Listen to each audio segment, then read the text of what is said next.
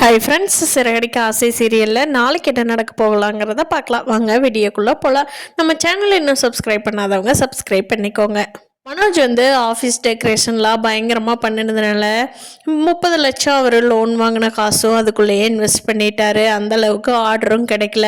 அவர் எதிர்பார்த்த அளவுக்கு ஆர்டர் கிடச்சிருந்தா அவ்வளோ பெரிய ஷோரூம் வைக்கிறதுக்கு கரெக்டாக இருந்திருக்கும். அவர் வெளியில் கடன் வாங்கி பண்ணதுனால அந்த கடனுக்கான டியூ டேட் வந்துருச்சு. ஆனால் அவர்கிட்ட பணம் இல்லை. அவர் பணம் கட்டாதனால அந்த கடன் கொடுத்தாரு இல்லையா, அவர் வீட்டுக்கே வந்துடுறாங்க. வீட்டுக்கு வந்துட்டு, என்னப்பா நான் கொடுத்த கடனுக்கு என்ன ஷூரிட்டி இருக்குது, நீ மாதம் மாதம் பணம் கட்டுற மாதிரி எனக்கு தெரியல, என்ன பண்ண போற அப்படிங்கிறாரு. அதெல்லாம் கரெக்டாக கட்டிடுவேன். அவ்வளோ பெரிய ஷோரூம் வச்சிருக்கிறேன்னா இந்த ஆஃப்டர் 30 லட்சம் கொடுக்க மாட்டேனா, என்ன நினச்சிட்டு இருக்கீங்க அப்படின்னு மனோஜ் திமிரா பேசுகிறான்.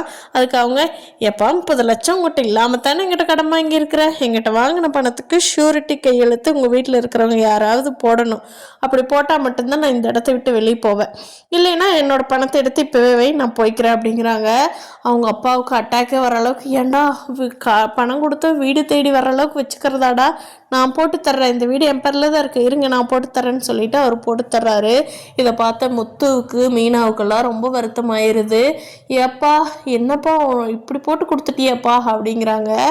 அப்போ சரி விடுடா, அவன் வாங்கிட்டே கடங்காரன் வீட்டில் உட்காந்துருந்தா நல்லாவாடா இருக்குது, அதை முடிச்சுட வேண்டாமா மனோஜ், சீக்கிரமாக உன்னோட என்ன பண்ணுவியோ எது பண்ணுவியோ நீ வாங்கின கடனை சீக்கிரமாக தீர்த்து விடு அப்படிங்கிறாங்க. விஜயா, ஏனுங்க தொழில் பண்ணுறதுனா இன்வெஸ்ட் பண்ணணும் தானே, அவன் சீக்கிரமாக கட்டிடுவானுங்க அப்படிங்கிறாங்க. அதுக்கு அவங்க அப்பா, நீ கொஞ்ச நேரம் வாயை மூடிக்கிட்டு இருக்கிறியா புள்ள பிராணத்தை பாடாமல், டேய் மனோஜ் சீக்கிரமாக பணத்தை கட்டுற வழியை பாருடா அப்படிங்கிறாங்க. அதுக்கு மனோஜுக்கு கோவம் வந்துடுது.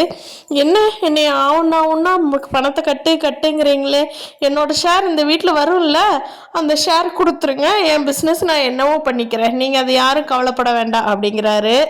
அவங்க அப்பாவுக்கு ஏன் விஜயாவுக்கு கூட தூக்கி வாரி போட்டுருது. சத்தம் போடுறாரு. அப்படி இருக்கிறவர் எதுக்குடா இப்போ அப்பா ஷூரிட்டி கையெழுத்து போடுறாரு, நீ ஏன் பார்த்துக்க வேண்டியதானே, எதுக்கு வீட்டுக்கு வர்றாங்க அப்படின்னு கேட்குறாரு.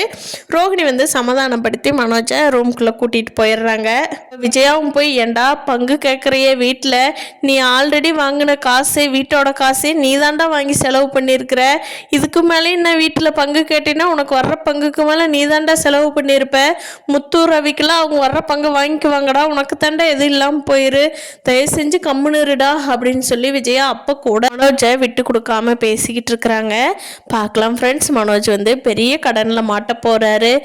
அப்போது எப்படி தப்பிக்கிறாரு அப்படிங்கிறத, ரோஹிணியோட விஷயம் எப்போ வெளியே வர போகிறதுங்கிறத அடுத்தடுத்த எபிசோடில் பார்க்கலாம் ஃப்ரெண்ட்ஸ். இந்த வீடியோ பிடிச்சிருந்தா லைக் பண்ணிக்கோங்க. நீங்கள் என்ன நினைக்கிறீங்கன்னு கீழே கமெண்ட் பண்ணுங்கள். தேங்க்யூ.